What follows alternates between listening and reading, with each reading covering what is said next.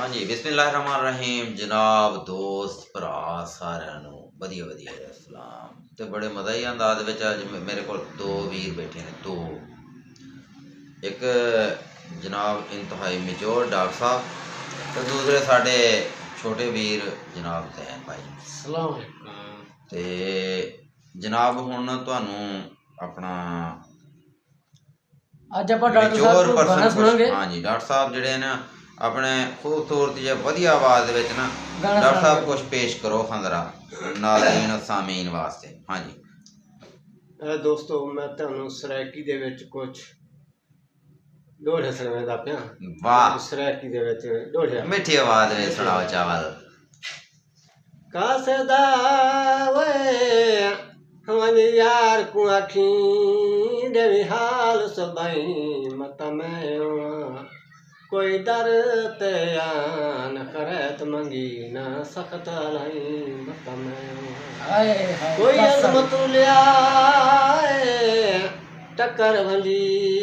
हूँ पूरा दिखलाई मत में तेरे शहर मसाफर कतल थे बड़ी लाश दसाई मत में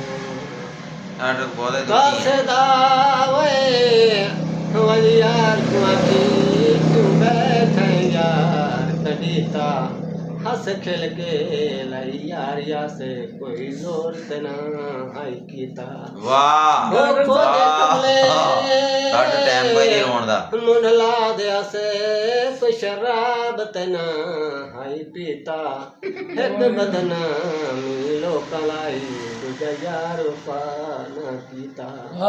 हो कासे दावे यार को आखियां बाहों की कर छाते जड़ियां गाल कित वो कराड़ वालियां लिखिया खड़ियां ने मेरे हाथे लोक लाई दूजा यार वफा ना कीता हाय हाय हो जदा ढोल तैयारी है मुक्यारी वंजन दी कीती हां मैडा मुठ विच आ गए निहार दरती मैं खाब दिखा डोल से ओए ओए आ गए बापू जंगलां विच वे हरोल कराही मैं कुकलियां छोड़ दिला गए शबीरा रुकदा ना है पर इफ्तिखार दे आ गए प्यार दा कहरो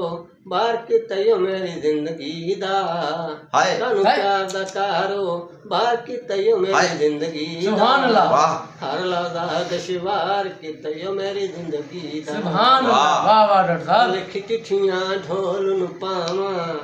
लिख चिट्ठियां लिख चिट्ठियां ढोल नु पावा ते लिखा मैं किस दा नावा ओ मेरी जिंदगी दा ये डूहे रल